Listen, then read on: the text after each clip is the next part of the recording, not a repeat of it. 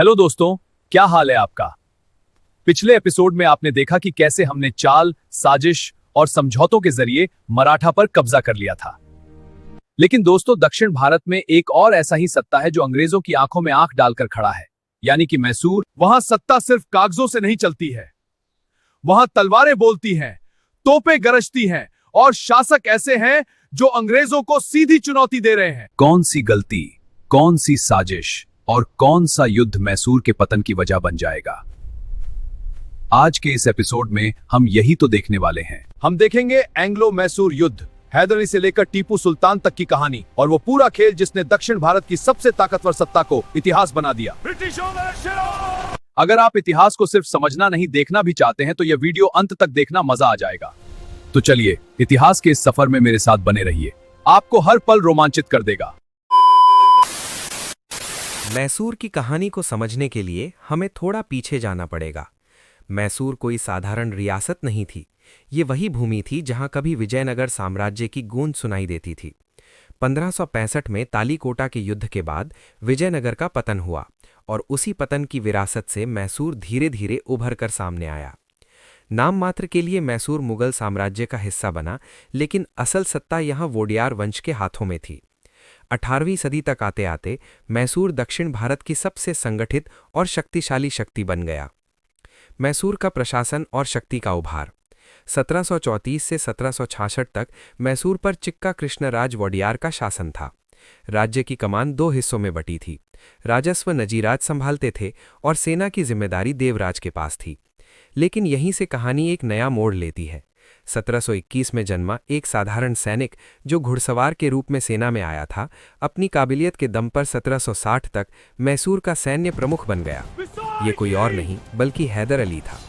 अपनी उत्कृष्ट सैन्य कुशलता के बल पर उन्होंने निजामी सेना और मराठों पर विजय प्राप्त की और 1761 से 63 में डोडबल्लापुर, सेरा, बैदनूर और होसकोटे पर कब्जा कर लिया तथा दक्षिण भारत के उपद्रवी पोलीगारों को अपने अधीन कर लिया। दक्षिण भारत के कुछ हिस्सों में विजयनगर साम्राज्य के समय से ही पोलीगार या पलय करार को सैन्य प्रमुख और प्रशासनिक राज्यपाल के रूप में नियुक्त किया जाता था। वे किसानों से कर भी वसूलते थे। 1761 से 63 के बीच हैदर अली ने पोलीगारों को दबाकर राज्य का विस्तार किया। बिदनूर, कन्नर और मालाबार जीतकर उसे समुद्री तटों तक सीधी पहुंच मिल गई। लेकिन ये सफलता इतनी आसानी से नहीं मिली है। मराठे मैसूर के ऊपर लगातार हमले कर रहे हैं। हैदराबाद के निज़ाम से भी मेरी लाख ठाठ है और कर्नाटक का नवाब भी मैसूर को चारों तरफ से घेरने का प्लान बना रहा है। ऐसे तो मैसूर फ्रांसीसियों से मदद मांगी है, देखते हैं क्या होता है।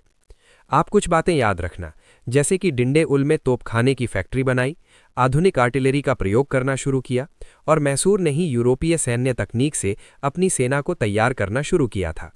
यहीं से अंग्रेज़ों की चिंता शुरू हुई, क्योंकि अंग्रेज़ों और फ्रांसीसियों में पहले से ही संघर्ष चल रहा था। हैदर अली और फ्रांसीसियों की बढ़ती निकटता से ही आंग्लो मैसूर युद्धों की पृष्ठभूमि तैयार होने लगी थी। एंग्लो मैसूर युद्ध क्यों हुए? बंगाल में मिली सफलता के बाद ईस्ट इंडिया कंपनी अब दक्षिण की ओर बढ़ रही थी। दक्कन में पहले से ही एक जटिल संघर्ष चल रहा था, जिसे हम कहते हैं डेक्कन क्वाड्रेंगुलर कॉन्फ्लिक्ट, जिसमें शामिल थे ब्रिटिश ईस्ट इंडिया कंपनी, मराठे, निज़ाम और फ्रांसीसी। और इसी संघर्ष के केंद्र में था मैसूर। प्रथम एंग्लो मैसूर युद्ध 1766 से 1769 के बीच। इस युद्ध का सबसे बड़ा कारण यह है कि अंग्रेज़ों ने मैसूर के खिलाफ हैदराबाद के निज़ाम और मराठों के साथ मिलकर एक गठबंधन बना लिया है। इस युद्ध में एक तरफ था हैदर अली और दूसरी तरफ था हैदराबाद के निज़ाम, मराठों और अंग्रेज़ों की गठबंधन सेना। हैदर ने कूटनीतिक रूप से पहले तो मराठों को तटस्थ कर दिया और फिर निज़ाम को अरकोट के नवाब के खिलाफ अपना सहयोगी बना लिया। ये युद्ध 1.5 साल तक बिना किसी निष्कर्ष के जारी रहा। हैदर ने अचानक अपनी रणनीति बदल दी और मद्रास पर हमला कर दिया, जिससे मद्रास में पूरी तरह से अराजकता और दहशत फैल गई। इस कारण अंग्रेज़ों को 4 अप्रैल 1769 को हैदर के साथ एक संधि करनी पड़ी, जिसे मद्रास की संधि के नाम से जाना जाता है। इस संधि में कैदियों और जीते गए क्षेत्रों के आदान प्रदान का प्रावधान था। अंग्रेज़ों के लिए ये एक ज़बरदस्त झटका था। हैदर अली को यह आश्वासन दिया गया था कि यदि उन पर किसी अन्य शक्ति द्वारा हमला किया जाता है तो अंग्रेज़ उनकी सहायता करेंगे। दूसरा एंग्लो मैसूर युद्ध 1780 से 1784। जब 1771 में मराठा सेना ने मैसूर पर हमला किया, तब अंग्रेज़ मद्रास की संधि का पालन करने में विफल रहे।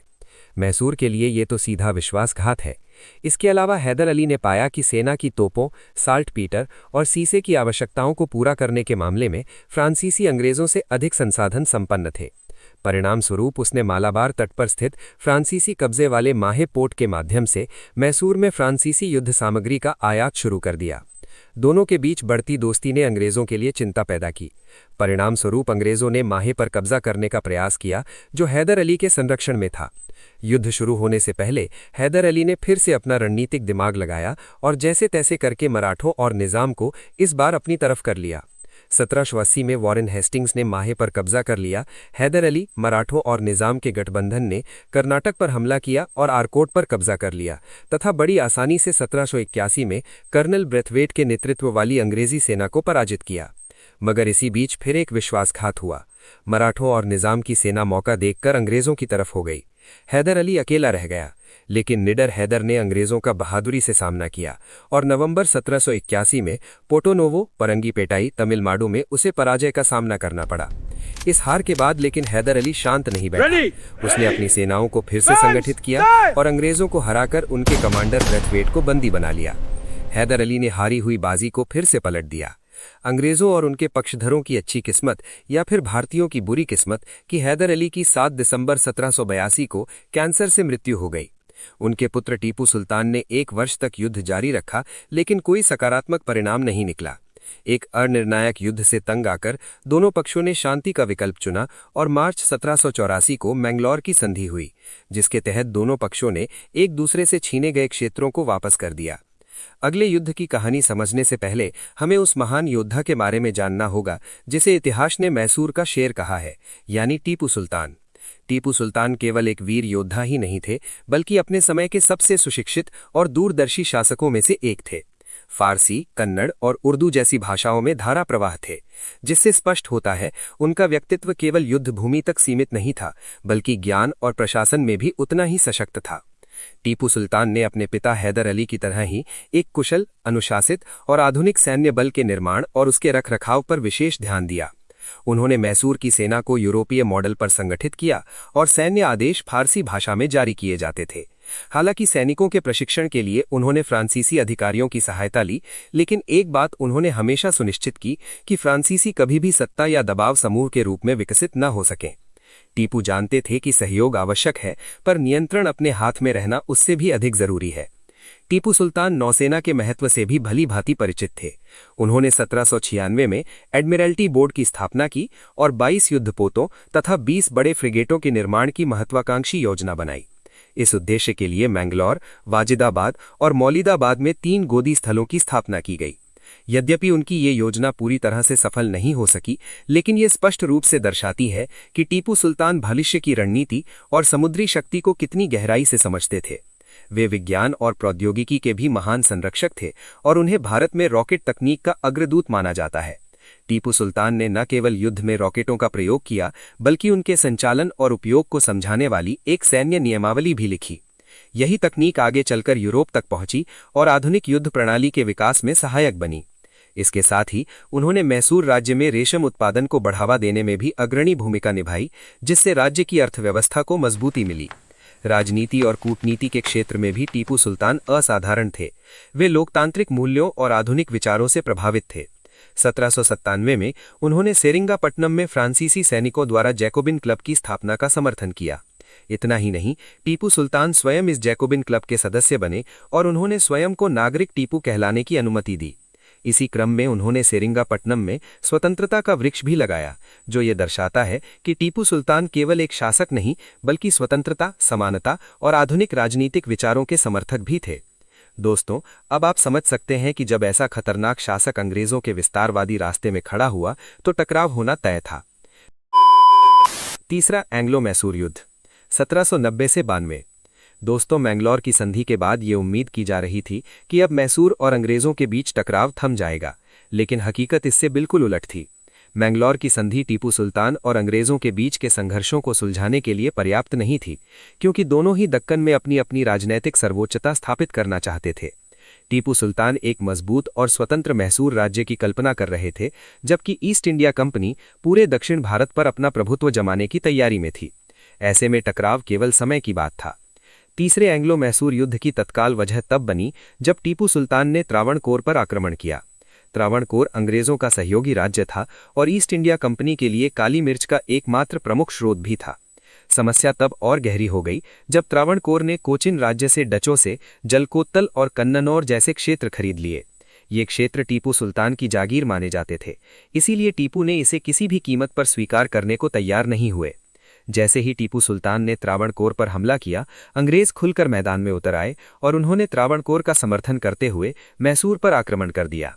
टीपू की बढ़ती शक्ति से पहले से ही ईर्ष्या करने वाले निजाम और मराठा भी इस अवसर पर अंग्रेजों के साथ मिल गए। इस तरह ये युद्ध केवल अंग्रेजों और मैसूर के बीच नहीं रहा, बल्कि एक बड़े गठबंधन बनाम टीपू सुल्तान का संघर्ष बन गया। 1790 में युद्ध के शुरुआती चरण में टीपू सुल्तान ने अपनी सैन्य क्षमता का शानदार प्रदर्शन किया और जनरल मिडोज के नेतृत्व वाली ब्रिटिश सेना को करारी शिकस्त दी। इस जीत से ये साफ हो गया कि टीपू सुल्तान को हराना आसान नहीं होने वाला था, लेकिन अंग्रेजों ने हार मानने के बजाय अपनी रणनीति बदली। 1791 में स्वयं लॉर्ड कॉर्नवालिस ने युद्ध की कमान संभाली और एक विशाल सेना के साथ अंबूर और वेल्लोर से होते हुए आगे बढ़ा। मार्च 1791 में अंग्रेजों ने बेंगलोर पर कब्जा कर लिया और इसके बाद उनका अगला लक्ष्य था मैसूर की राजधानी सेरंगापट्टनम। इस अभियान के दौरान कोयंबटूर अंग्रेजों के हाथ लग गया, हालांकि कुछ समय बाद वे इसे फिर से खो बैठे। अंततः मराठों और निजाम के समर्थन से अंग्रेजों ने दूसरी बार पूरी ताकत के साथ सेरंगापट्टनम पर आक्रमण किया। टीपू सुल्तान ने पूरी दृढ़ता और साहस के साथ प्रतिरोध किया, लेकिन इस बार परिस्थितियां उनके खिलाफ थीं। चारों तरफ से घिरा मैसूर धीरे धीरे कमजोर पड़ता गया। आखिरकार 1792 में ये युद्ध सेरंगापट्टनम की संधि के साथ समाप्त हुआ। इस संधि ने मैसूर की शक्ति को गहरा आघात पहुंचाया। इसके तहत मैसूर के लगभग आधे क्षेत्र पर अंग्रेजों, निजाम और मराठों के गठबंधन ने कब्जा कर लिया। बारामहल, दिंडीगुल और मालाबार अंग्रेजों के हाथ में चले गए, जबकि मराठों को तुंगभद्रा और उसकी सहायक नदियों के आसपास के क्षेत्र मिले। वहीं निजाम ने कृष्णा से लेकर पेनार के पार तक के इलाकों पर अपना अधिकार स्थापित कर लिया। इतना ही नहीं, टीपू सुल्तान पर 3 करोड़ रुपए का भारी युद्ध हर्जाना भी थोपा गया। इस राशि का आधा हिस्सा तुरंत देना था, जबकि शेष राशि किश्तों में चुकानी थी। भुगतान की गारंटी के तौर पर अंग्रेजों ने टीपू सुल्तान के 2 बेटों को बंधक बना लिया, जो इस संधि की सबसे अपमानजनक शर्तों में से एक थी। चौथा एंग्लो मैसूर युद्ध 1799। दोस्तों, तीसरे एंग्लो मैसूर युद्ध के बाद का समय यानी 1792 से 1799 के बीच का दौर एक तरह से शांति का नहीं, बल्कि आने वाले निर्णायक टकराव की तैयारी का समय था। इस अवधि का उपयोग अंग्रेजों और टीपू सुल्तान दोनों ने अपने अपने नुकसान की भरपाई के लिए किया। टीपू सुल्तान ने सेरिंगापट्टम की संधि की सभी शर्तों का पालन किया, भारी युद्ध हर्जाना चुकाया और अंततः अपने बेटों को अंग्रेजों की कैद से रिहा करवाया। लेकिन ये शांति केवल दिखावे की थी, क्योंकि टीपू सुल्तान के मन में पिछले युद्ध की अपमानजनक पराजय की टीस अब भी जीवित थी। उधर अंग्रेजी सत्ता में भी बड़ा बदलाव हो चुका था। 1798 में कट्टर साम्राज्यवादी सोच रखने वाले लॉर्ड वेलेस्ली ने सर जॉन शोर के स्थान पर भारत के नए गवर्नर जनरल का पद संभाला। वेलेस्ली का उद्देश्य साफ था, भारत में किसी भी स्वतंत्र भारतीय शक्ति को समाप्त करना। टीपू सुल्तान की फ्रांसीसियों के साथ बढ़ती दोस्ती ने लॉर्ड वेलेस्ली की चिंताओं को और गहरा कर दिया। उसे आशंका थी कि मैसूर फ्रांस की मदद से दक्षिण भारत में अंग्रेजों के लिए एक बड़ा खतरा बन सकता है। इसी कारण वेलेस्ली ने टीपू सुल्तान को स्वतंत्र अस्तित्व को समाप्त करने के उद्देश्य से उसे सहायक संधि प्रणाली के तहत अधीनता स्वीकार करने के लिए मजबूर किया। टीपू सुल्तान ने इसे साफ तौर पर अस्वीकार कर दिया। मैं किसी भी ऐसी संधि को स्वीकार नहीं कर सकता जो मेरी आज़ादी और सम्मान पर प्रश्न चिन्ह लगाए। युद्ध यदि आवश्यक है तो मैं उसके लिए तैयार हूं। इसी बीच टीपू पर यह आरोप लगाया गया कि उन्होंने अरब, अफगानिस्तान, मॉरिशस और वर्साय में दूत भेजकर अंग्रेजों के खिलाफ साजिश रचने की कोशिश की है। टीपू की सफाई से लॉर्ड वेलेस्ली संतुष्ट नहीं हुए और यहीं से चौथे एंग्लो मैसूर युद्ध की भूमिका पूरी तरह तैयार हो गई। ये निर्णायक युद्ध 17 अप्रैल 1999 को शुरू हुआ और बहुत ही कम समय में 4 मई 1999 को सेरिंगापट्टनम के पतन के साथ समाप्त हो गया। इस युद्ध में टीपू सुल्तान को पहले ब्रिटिश जनरल स्टुअर्ट और फिर जनरल हैरिस के नेतृत्व वाली सेनाओं का सामना करना पड़ा। इस संघर्ष में लॉर्ड वेलेस्ली के भाई आर्थर वेलेस्ली ने भी महत्वपूर्ण भूमिका निभाई। एक बार फिर मराठे और निजाम अंग्रेजों के साथ खड़े दिखाई दिए। मराठों को टीपू के राज्य का आधा हिस्सा देने का वादा किया गया था, जबकि निजाम पहले ही सहायक संधि पर हस्ताक्षर कर चुके थे। युद्ध का परिणाम अत्यंत निर्णायक और दुखद था। युद्ध के दौरान टीपू सुल्तान की मृत्यु हो गई और उनके सभी खजाने अंग्रेजों द्वारा जब्त कर लिए गए। मैसूर की स्वतंत्र सत्ता का अंत हो गया। इसके बाद अंग्रेजों ने मैसूर के पूर्व हिंदू शाही परिवार के एक नाबालिग सदस्य को महाराजा घोषित किया और उस पर भी सहायक संधि प्रणाली लागू कर दी गई। इस प्रकार वास्तविक सत्ता पूरी तरह अंग्रेजों के हाथ में चली गई। अंग्रेजों को मैसूर को पूरी तरह अपने अधीन करने में लगभग 32 वर्ष लगे थे। चौथे एंग्लो मैसूर युद्ध के साथ ही दक्कन में फ्रांसीसी पुनरुत्थान का खतरा हमेशा के लिए समाप्त हो गया और दक्षिण भारत में अंग्रेजी वर्चस्व पूरी तरह स्थापित हो गया। लॉर्ड वेलेस्ली ने मैसूर साम्राज्य के सुंडा और हॉरकोनली जिलों को मराठों को देने की पेशकश की, लेकिन मराठों ने इसे अस्वीकार कर दिया। निजाम को गुट्टी और गुरमकोंडा जिले सौंपे गए। अंग्रेजों ने कनारा, वायनाड, द्वारपोरम और सेरिंगापट्टनम पर सीधा कब्जा कर लिया। चौथा एंग्लो मैसूर युद्ध केवल एक युद्ध नहीं था, बल्कि ये उस संघर्ष का अंत था जिसमें मैसूर ने आखिरी बार अंग्रेजी साम्राज्यवाद को खुली चुनौती दी थी। तो चलिए दोस्तों, आपसे विदा लेते हैं।